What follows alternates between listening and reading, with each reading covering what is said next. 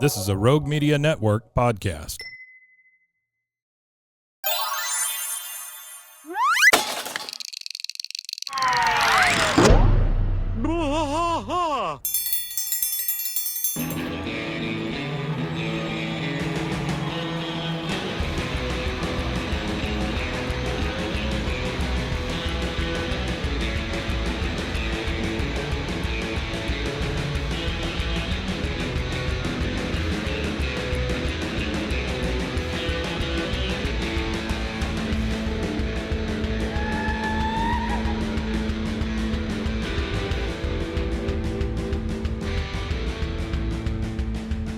Watch us fight all through the night, deep in the heart of Texas.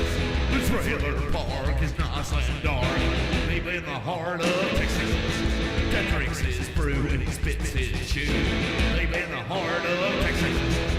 The TV blares, but no one cares, deep in the heart of Texas. Here we go!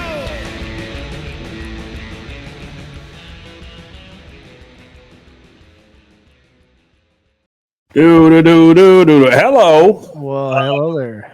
It is it's the Christmas season. We're actually a couple of days past it at this point. When you're listening to this, it is December 27th.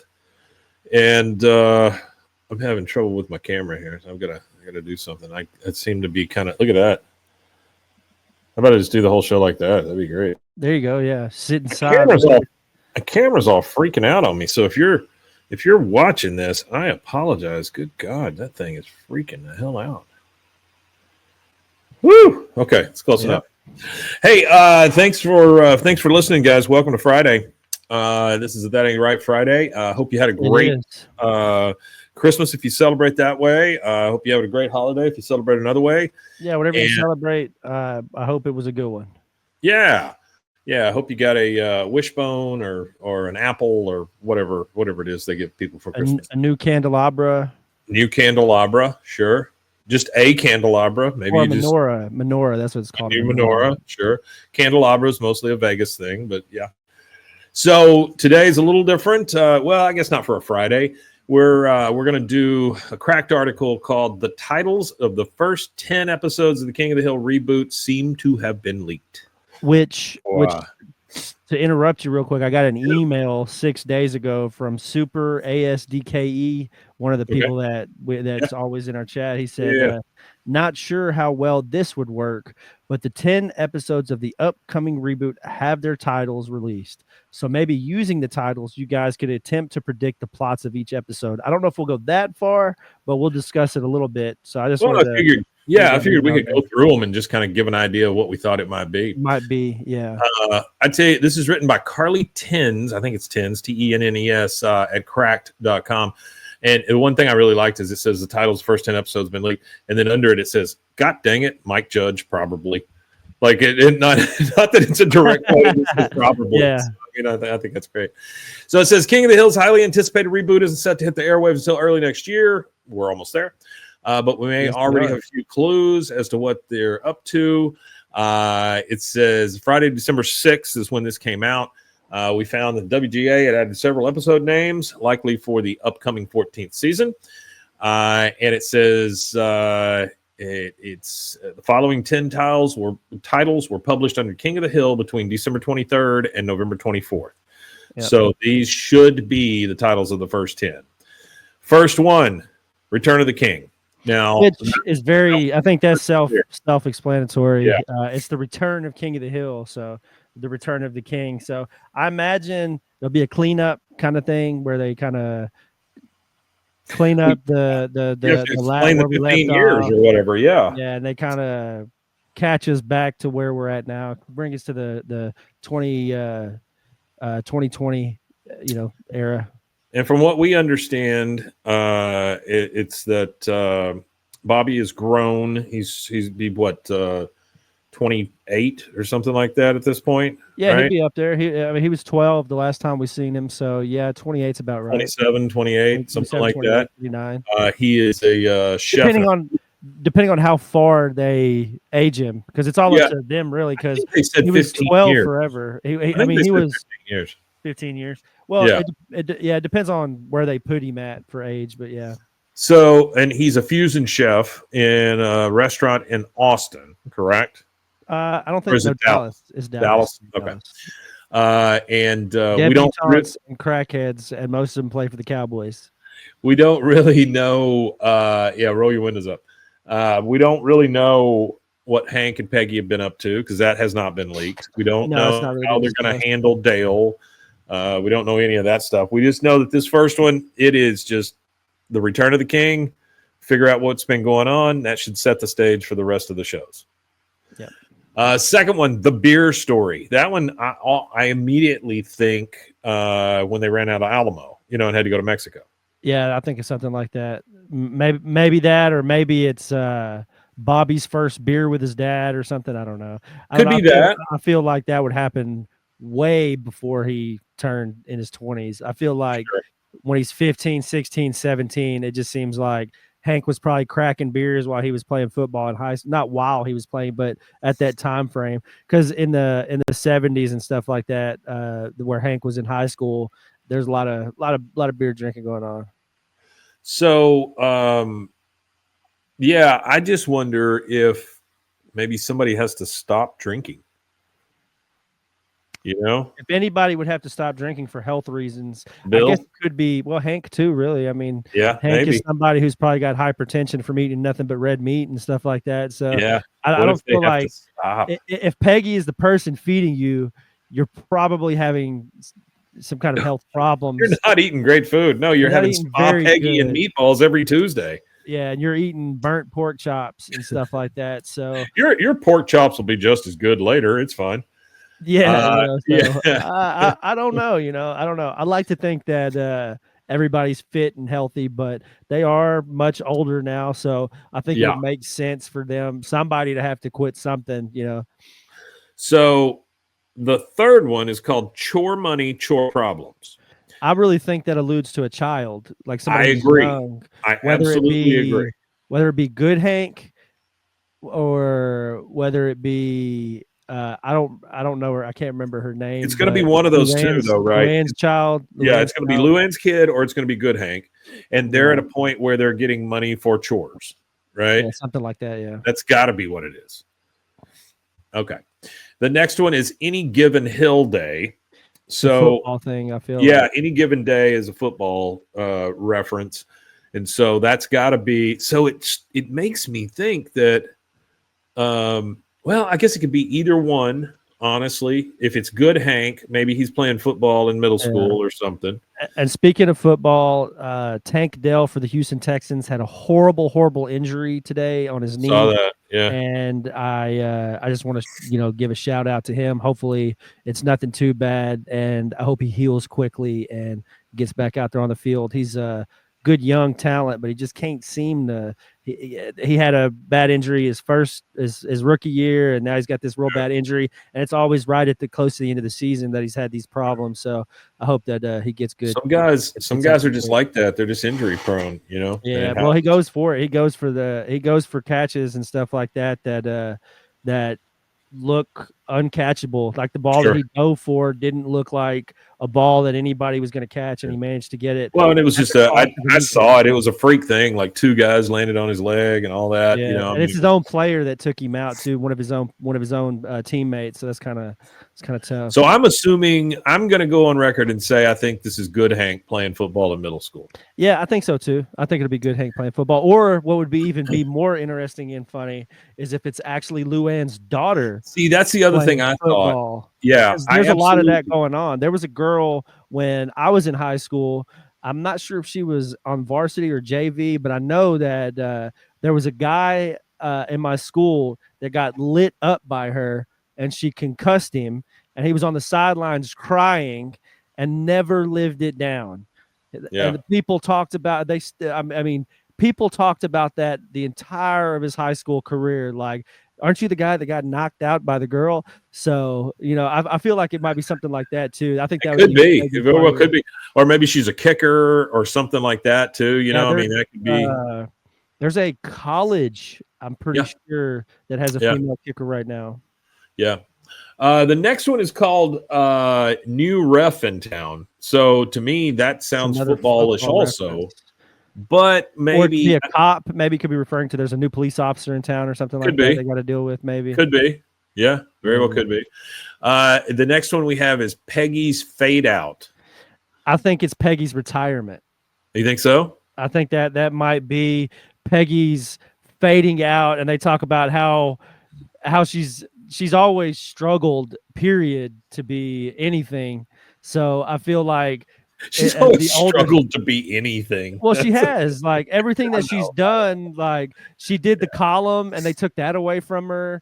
Like, she brought a girl back from Mexico, and like she's done so many things, and some of the things that she does have like real world like legal implications. So I feel like something happens, and instead of having like this glorious retirement, I feel like Hank has to do something to like, nobody cares at the school. It's like she just kind of just fades into obscurity in the school, and no one cares. The principal doesn't care. And she's like, well, this is my last day. And she's like walking through saying, oh, this is my retirement. And just nobody gives a damn. So Hank has to come in and save the day with the neighborhood. And they all do like this elaborate thing for her at the end. That could definitely be it. When I first saw it, I thought maybe she got a fade. Like she's got I got a haircut. Faded haircut. Yeah, she's got a new faded haircut. The next one is Bobby gets grilled. So I'm assuming this is when we get the charcoal versus propane issue. That's some argument, yeah. Big time. Next one is no Hank left behind. So I feel like Hank does continuing education. He does something like he's retired. He's not selling propane anymore, and he goes to learn how to make, a guitar or something like that. He does something, and he struggles while he's in there. So he has to get a tutor, and that like offends Peggy because he's getting somebody else to tutor him when Peggy can tutor him or something like that. Pretty good. Yeah. Maybe something along those lines. First thing I thought of was Home Alone, and maybe it's the holiday season or whatever, but I thought maybe Hank gets left behind somewhere, Yeah, maybe that too. Yeah. And has to figure out how to get back. Yeah. That could be a good one too. Yeah. Okay, we got two more. A sounder investment. Now I feel like this one is scam calls or like a scam text or a scam you link think so, or something. And it's asking for, Peggy specifically. I would think it would be or Bill. Bill might fall into that category, or even Dale might fall into that category too. And it's like a bad investment, and like Hank has to come in and that's a scam, and like go beat somebody up or something or maybe not beat somebody up, but go intimidate somebody and be like, well, you scammed him out of money. You need to pay him what you owe him before I put my foot in your ass or something like that, maybe. So Sounder is a movie called it says the story concerns an African-American sharecropper family in the Deep South who struggle with economic and personal hardships during the Great Depression. So I'm assuming it's not any of that, but I don't think so. It'd be a little rough, to try to broach that. Now, the strangest one to me is the last one. Mm-hmm. And here's the reason. Wasn't it Toby Huss that did Khan's voice? Yes. Yeah, they've already said that that's going to be a little dicey, right? He's already said he's not doing that voice anymore for sure. So this is titled Conscious Uncoupling, and it's spelled KAHN. Mike, SCIOUS. On that one, I think it could go one of two ways: either Khan and Min are getting a divorce, or splitting up, or a mutual separation, or whatever it may be, or it's Khan Jr. and Bobby that are having some type of split up or breakup or something. Other than that, I'm not sure. I guess it could be Khan Jr. and Bobby. Yeah, and to throw us off, they're saying conscious. That could very well be it. I hadn't thought about that. But I could also see it if they find a way to do their voices. I can also find I would totally believe that those two are splitting up. Yeah, I can see that because it happens multiple times throughout the show anyway. Yeah. Huh. Well, that's it. That's all 10. That's all 10. I hope there's more. I hope that this is just like there'll definitely be more. A weird leaked list. Well, that's the thing is we've discussed it before about it being like all the shows are nowadays, just 10 episodes instead of Yeah. being the original 22 to 25, which I think that's more indicative of the industry than it is. I think that's more of an industry thing than it is of what Right. the creators want. I feel like as attention spans have dwindled and gotten much shorter, I feel like that's why they chop these seasons down into 10 instead of giving you 20 to 25 episodes. I feel like they're like, oh, well, maybe they just don't have the attention span for 20 episodes, which I think is kind of shitty. I really hope there's more to season 1 than 10, but if that's all we get, I think what you'll get is 10 for the first season and 10 for the second season. I think is what you'll end up with. That's what I'm thinking too. Yeah, because that's basically an entire season they've done previously, but you get to split it into 2. I just wonder how long they're going to go with it. If it's just going to be 2 or 3 seasons, or if we're going to get another 10 season run, that kind of thing. Because Futurama and them, they're all still going, and they've been going since the year 2000. So it's like, will they get a resurgence like that? Like, because they didn't really, like what we discussed before, they got shut down because of the Seth MacFarlane buzz and the fact that he was creating all these shows. And I really hope there's more. And kind of like I was in a box said right here in chat, he said, I really hope for more than 10. South Park itself kind of went from 30 episode seasons to only 10 a season 2. And it is a bummer because we're used to, we grew up in the era where you got 20 full episodes a season for most any show that was being created at that time. You were getting 20 to 25 episodes. And now even with good stuff, like I started watching a lot of Taylor Sheridan's TV shows. Yeah. I've never seen Landman.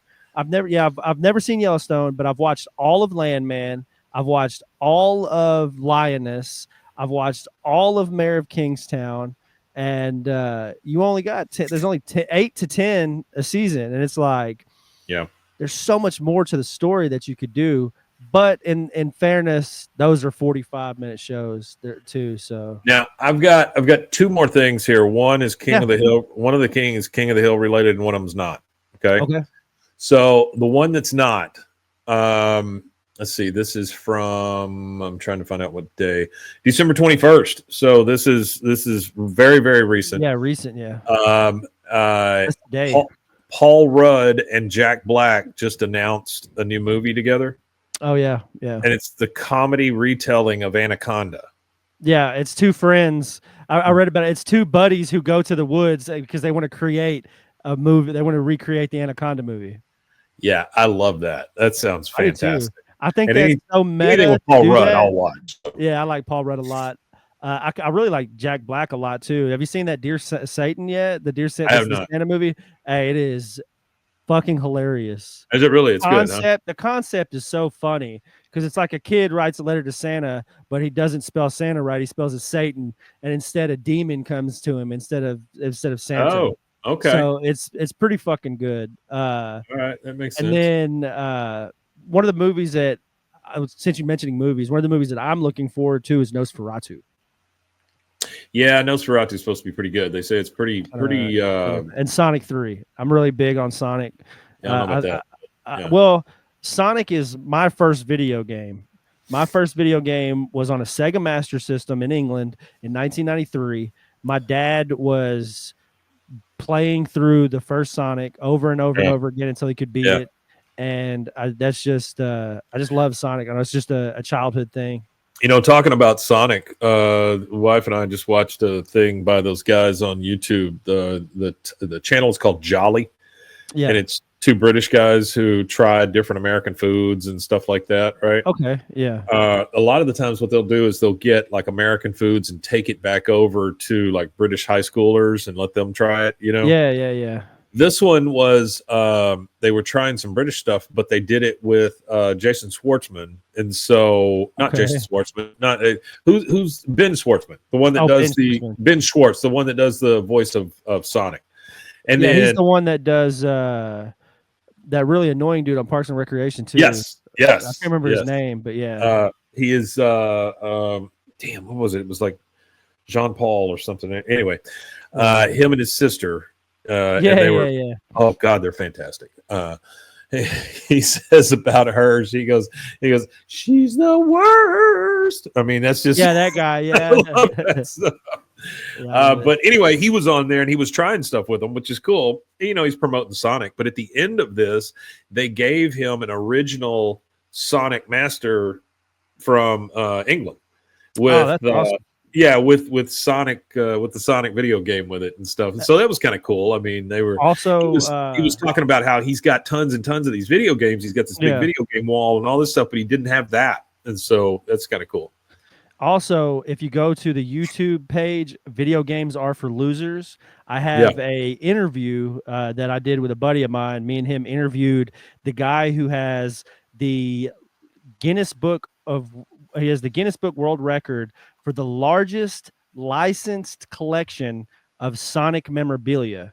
He has the largest collection in the world of licensed Sonic memorabilia. He's been collecting it since the 90s, and he goes to the anytime there's a release of the movie, he goes into the movies, gets all the buckets, gets everything that's Sonic related. They opened up a Sonic themed hot dog place somewhere. Wow. And Sega licensed Sonic, like Sega did it, like it's like a Sega supported thing, but they created a hot dog place somewhere in Houston or Dallas or somewhere, and he went.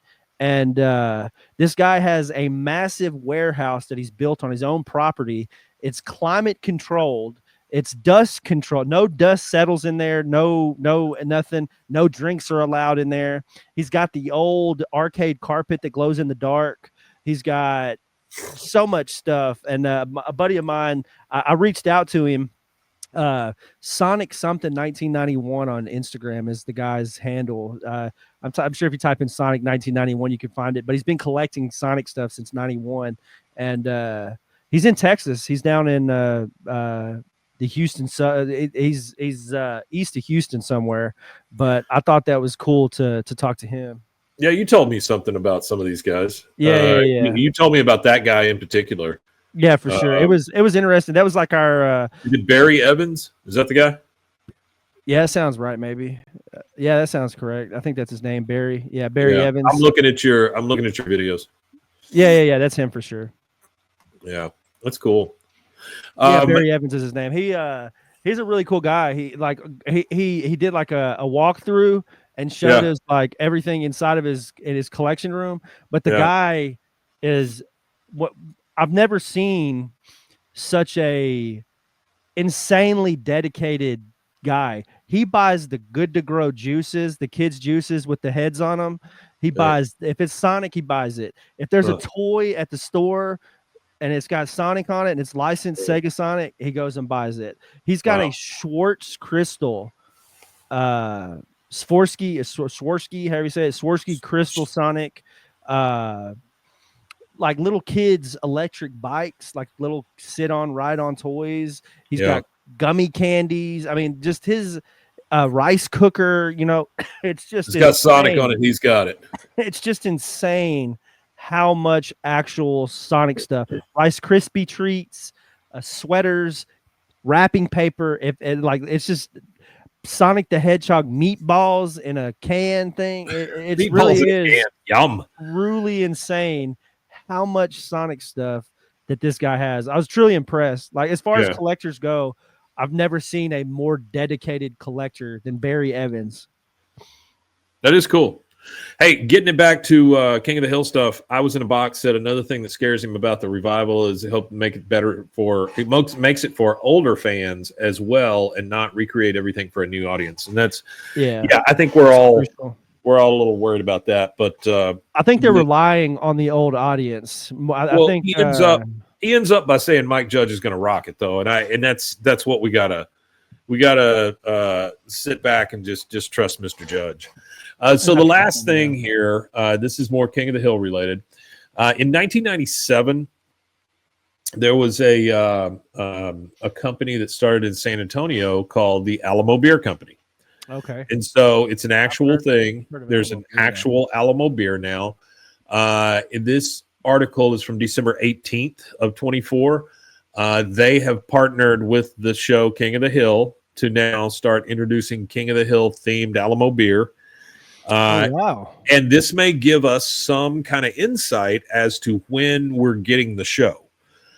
because it says it says Elmo Beer Company has brewed its own Elmo beer, but now King of the Hill IP rights they can bring the show to life, the beer from the show to life, including iconic can packaging, drinkable beer, all that stuff. So it's going to be an actual Alamo beer can that we can buy.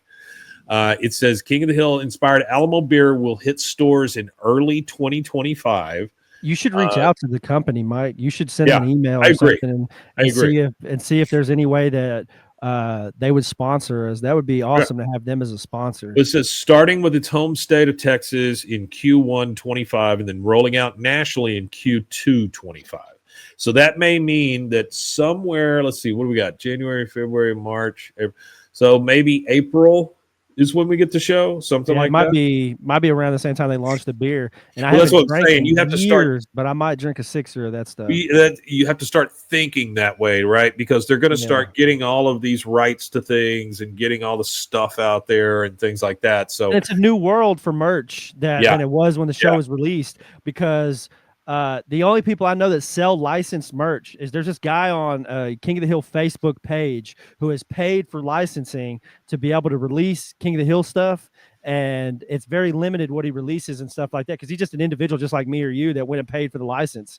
And I think that in this new age of merch and things like that, they've got to capitalize on that as far as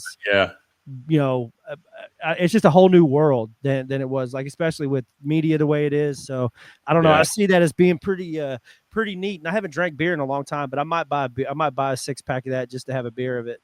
Well, if nothing else, I want a 6-pack to set on the shelf behind me or something. Yeah, that too. Yeah, that too. Yeah. But I'll reach out to them. We'll see what they say. If anybody else wants to reach out to them, feel free to do it on our behalf. But that is it. That's it until the new year. So we are thankful once again that you're here. Thanks for coming in on an abbreviated. We had an abbreviated Monday and Friday, but it is Christmas week, so we appreciate you guys being here. We wanted to have something for you, and hopefully this scratches the itch until we're all together again next time for an actual episode. And I wanted to do another thank you to our audience. Our YouTube has, on December the 14th, we finally peaked 150,000 total views over the entire page, which in the grand scheme of things, that's not a massive number. People get that on one video, but the fact that we've finally broke that, I think, is cool for us. And I just appreciate everybody that's took us to 150K views. Oh, absolutely. Absolutely. And, we just keep rising. And I want to say how much I appreciate all you guys being here. Thank you so much. And hope you had a great holiday. Hope many more are to come. And let's start off the new year the right way. Looking forward to the new continuation of the King of the Hill story. And find us on BWAAA, 3 A's, KOTH, anywhere. You got it. And last thing, we Matanye. We Matanye indeed. Happy holidays, guys.